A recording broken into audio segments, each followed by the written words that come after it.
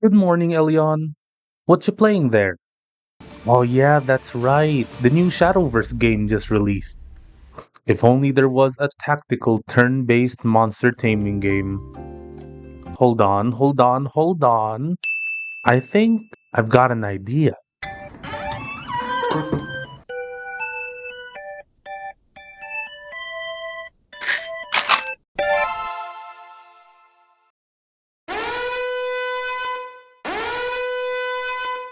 Fate Tactics, a strategy turn-based RPG that has monster catching elements.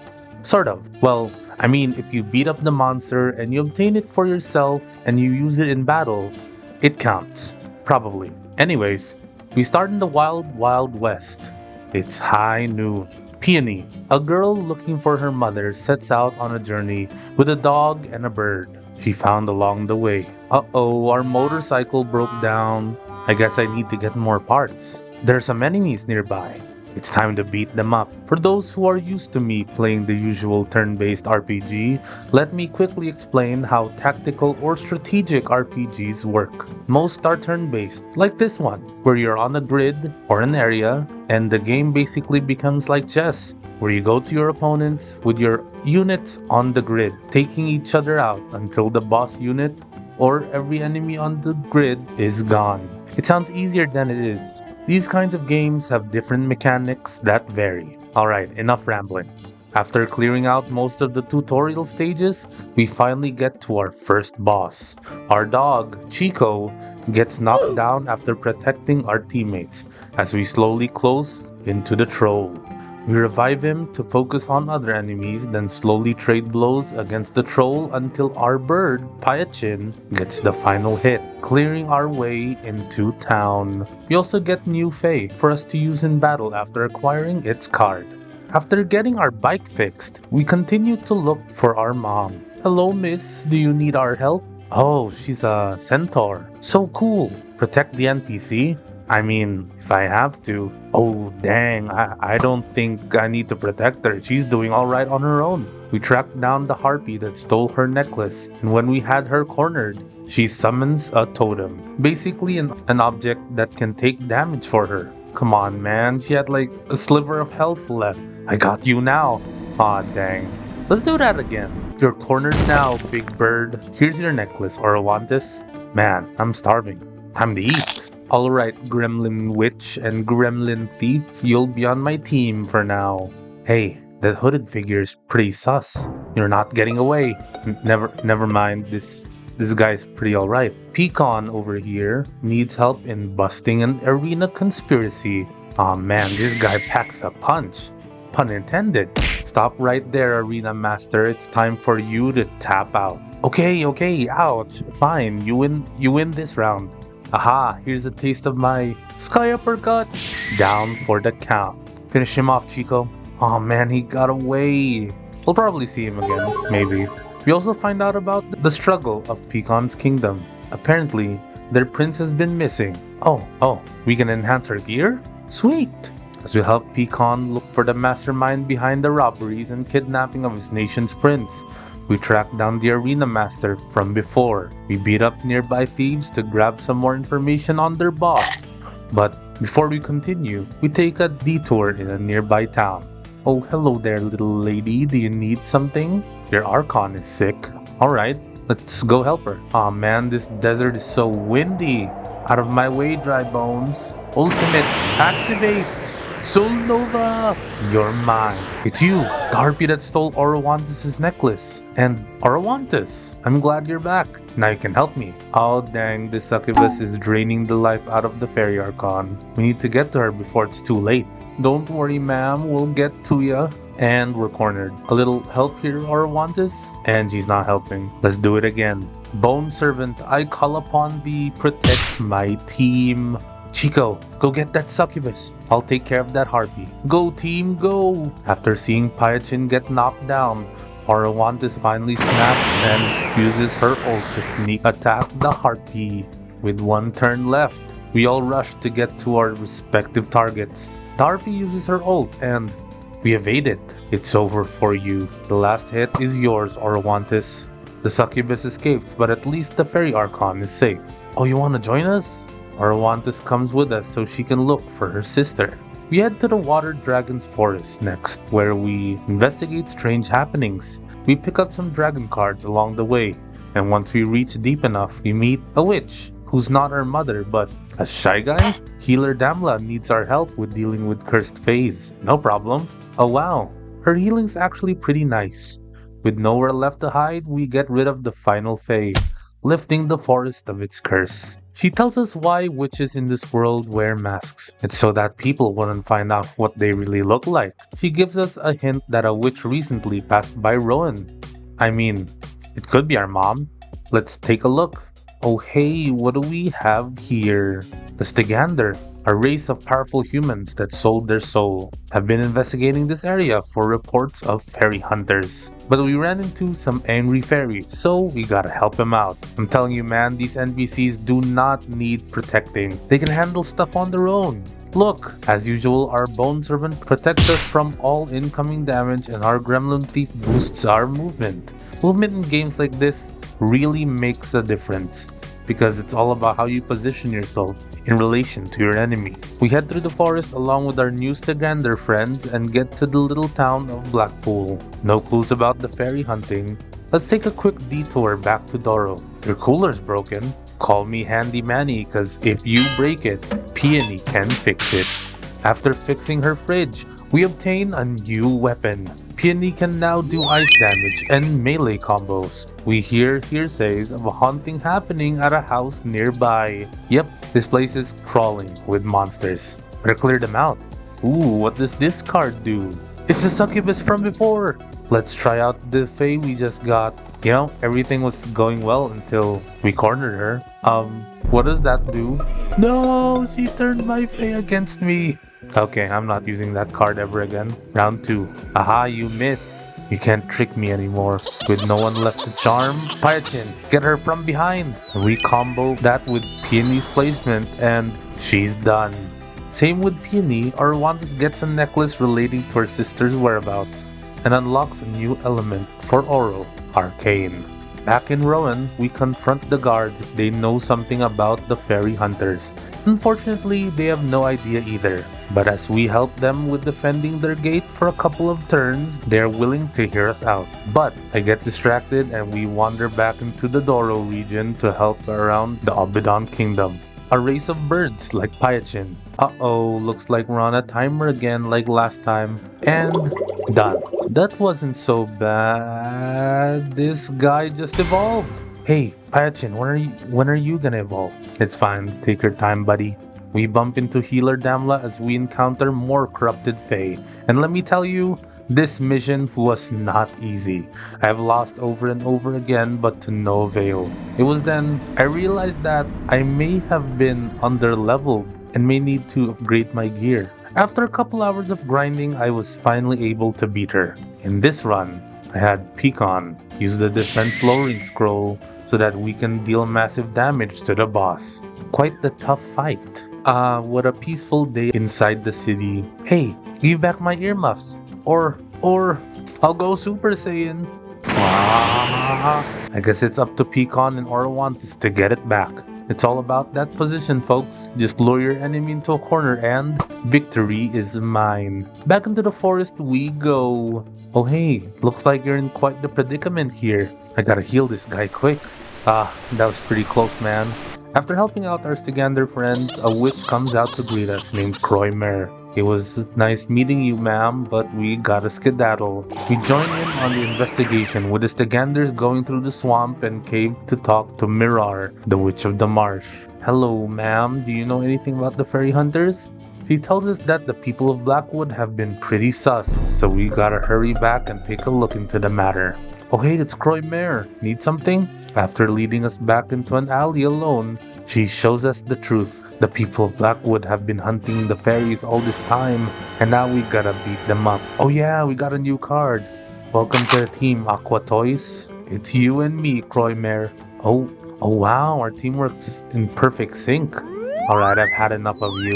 Ultimate activate! Soul Nova!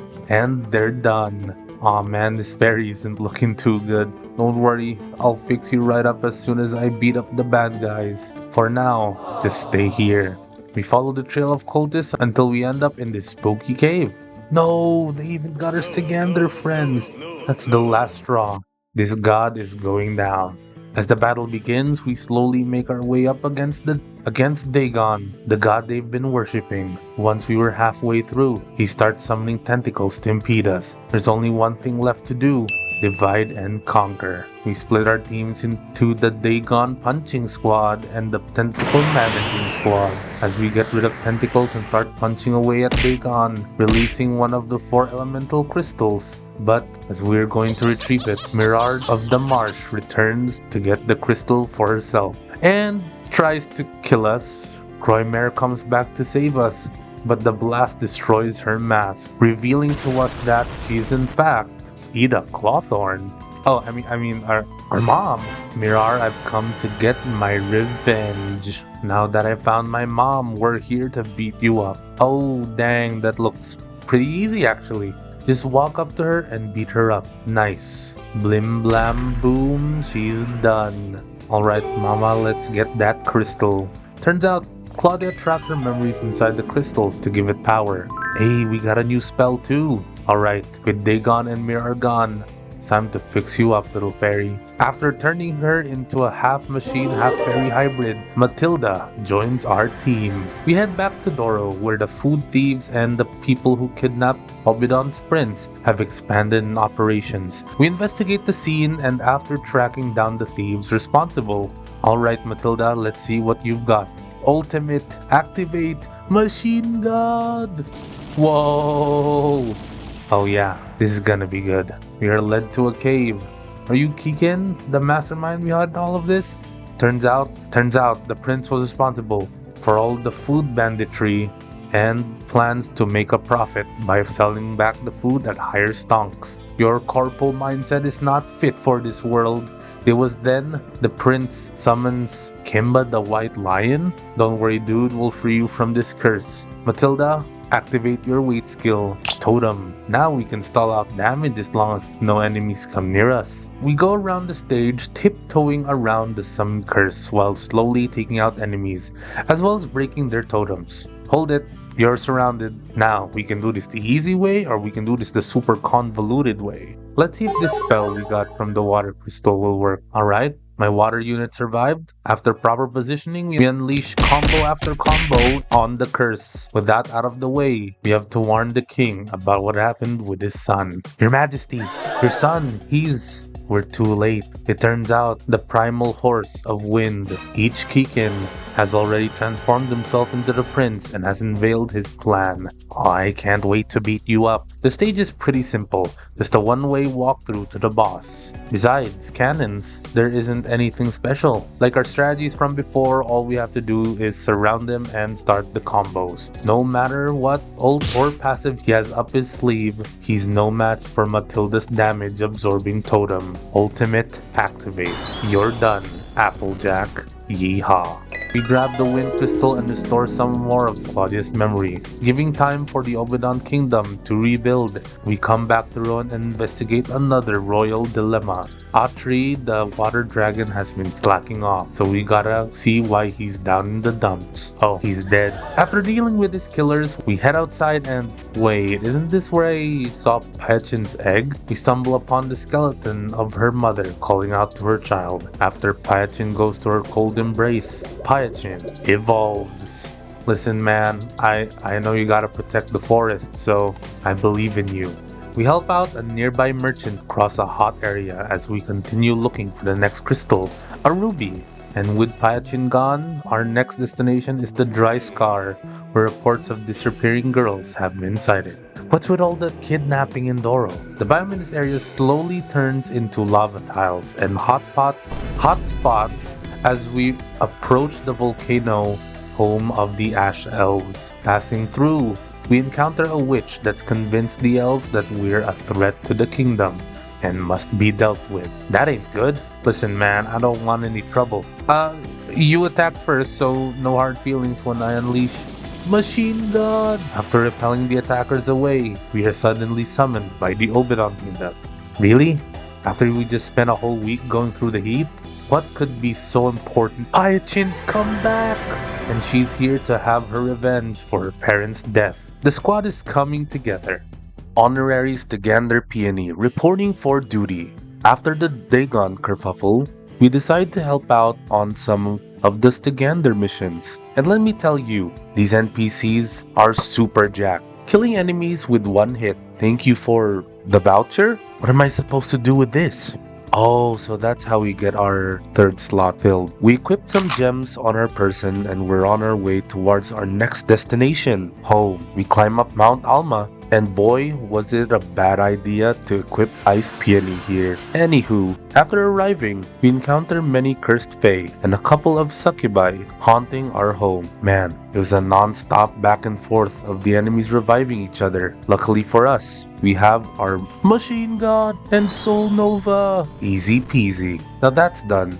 We discovered that a Wendigo terrorizing the people here, so we gotta stop him. But first, we can't access the area because our bike can't handle the terrain. Man, my tackling of the story is all over the place.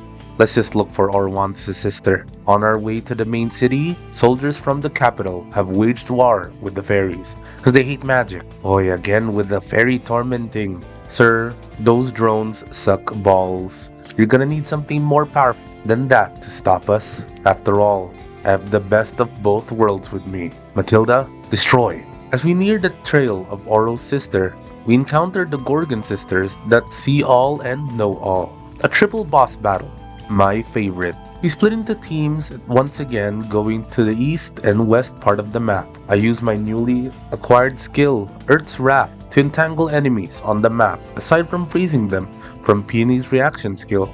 The Gorgon sisters give us a lead, how where Oro's sister has gone. We prepare ourselves for their inevitable meeting. Unsurprisingly, when we meet her, Izusa does not in fact have the emerald, but has given it to the capital. Oh well, I guess we're beating you up anyway. On guard.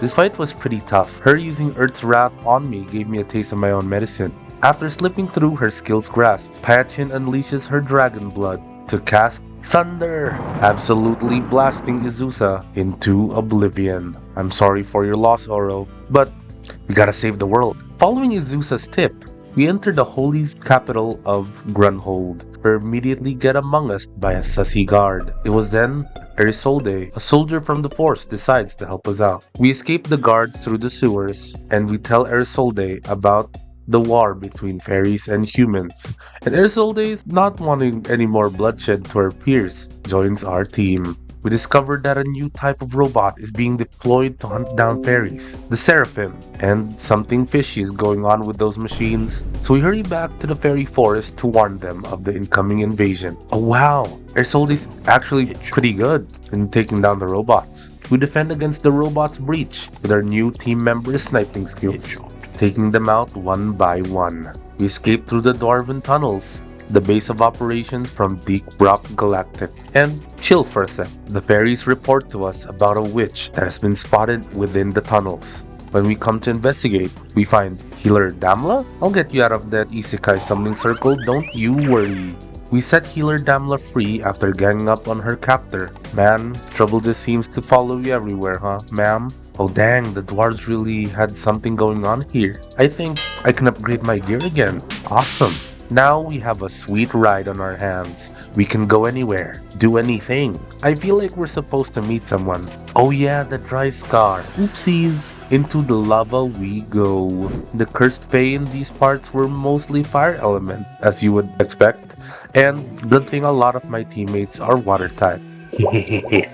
Arging our way through the lava and enemies, our team splashes and combos, and of course, Matilda's machine god. We reach the end where Cardia, an Ash Elf, warns us of the Solaris cannon when entering Ikaido Kingdom. We reach the Elven village near the kingdom and infer from all the happenings that the ruby is being used to power the super laser that's threatening other nations. But heeding Cardia's warning for now, we head to the opposite of the dry scar, the frozen scar. Oh, Wendigo, ever wonder how until dawn ends?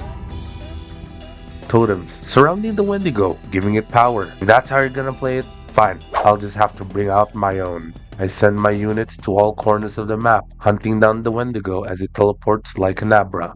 Though it hits hard, my Aqua Toys protects Peony and revives her when she gets knocked out. Looks like you aren't surviving until dawn this time.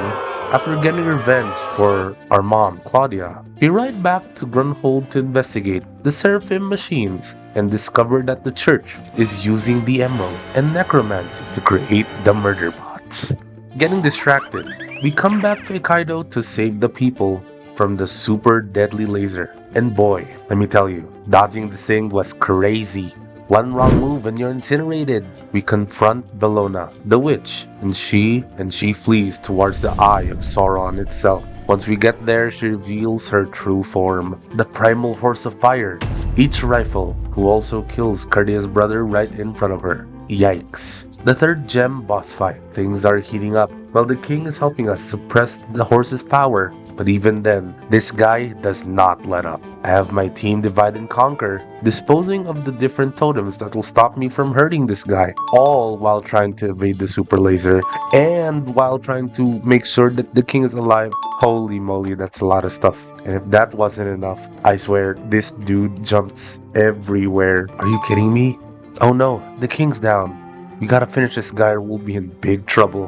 When all hope seemed lost, Cardia clutches the fight, avenging her brother, and that's 3 out of 4 gems remaining. We hurry back to the Grunhold City Central to go after the priest that's been using the emerald for his own nefarious purposes. And wouldn't you know it, it's another primal horse. The earth one this time. Oh, I like that ghost vibe you're getting at. One last gem. And the only thing standing in my way is that horse over there that can't stop spamming his ult. These guys really love their totems, huh? Alright team, you know what to do. You have Claudia warp around the stage until she stays by the horse's side. Ersolde takes out any low HP mobs for us, clearing a path. I've lost to this guy a couple times because he keeps on summoning his enemies, even with Machine God. So this time, I remember type effectiveness. I bring out 2 phoenixes to serve as tanks and turrets against the boss. With all the fury in the world, Ersolde shoots each mob and activates Claudia's combo ultimate, which is Curse. With one last burn from Claudia, the boss goes down, and the last memory fragment and gem is ours. Alright guys, that was pretty good. Another easy adventure for Spider-Man. I spoke too soon. Wait, is that? No way. Is that your husband, Claudia? That means... Oh, hey healer Damla, you need some help sealing away curses again? Wait, you're one of the Uma Musumes, aren't you? That's right, we fought a wind, fire, and earth horse. Oh, you must be the water one. Alright, if you want to destroy the world so bad, we'll stop you. With all my summons and allies with me, we gang up on each siege, and after surviving a bunch of water attacks, thanks to our Aqua Toys, we promptly beat up Elsa's horse. Wait, wasn't that a little too easy? Yep, oh, okay, yeah, there it is. I mean, final boss, guys. Alright, time for one last ultimate. Soul Nova! Wait, what just happened? After a few attempts, I finally figured it out. The crystals must be destroyed, since it's giving Gaia multiple buffs. So, we station party members on different sides of the map so they can easily deal with the crystals. After attacking her a bit, the hands on her side get destroyed, and when they're gone, she stops spawning the crystals, and I close in to the boss. Now all I have to do is have 2 of my fairy beetles buff up Paichin by giving her a double mana barrier. This will ensure she can survive multiple hits and attack the boss. If she goes down, 1 beetle can easily revive her. A few turns pass by and we bring down the boss to just 1 tiny bit of health left. As Claudia attempts to finish her off, the boss returns the attack in a chain, taking out both Peony and Paichin. At the same time, we're in a really dangerous position now, but I feel like we have one last trick up our sleeve. Our one and only fairy that we saved way back when goes for one last attack, and it's done. Each siege dies, and the rift to tear the whole world is expanding ever further. It was then Peony, who's fully realized what Ichisuji's daughter means to be, jumps into the pillar of light, and she becomes the girl who saved the world. Cue game title and logo. For my first time playing a monster taming strategic RPG on this channel, it was pretty fun. The way you position characters and attack enemies according to your strategy was a breath of fresh air. The pixel art is pretty good, though I wish there were more character expressions for the 2D art. The story is amazing and tightly knit together, especially since you can do quests in any order. From my experience, at least, the characters are lovable, and I'm pretty sure with how I was pacing things, I missed a few character events along the way. Getting the fake through cards were also a great concept that I haven't seen much. The music has an old western yet fantasy style feeling to it that I really love. I thank the composer greatly. The fights are fairly easy as long as you take advantage of what the game gives you, and if you play your cards right. Yeah. I'll just end these thoughts on that bad pun. And with all of that said, thank you for watching. Elion, this game took quite a while to finish. Got any cozy games for me that also includes monster taming and cards? Oh, what do we have here?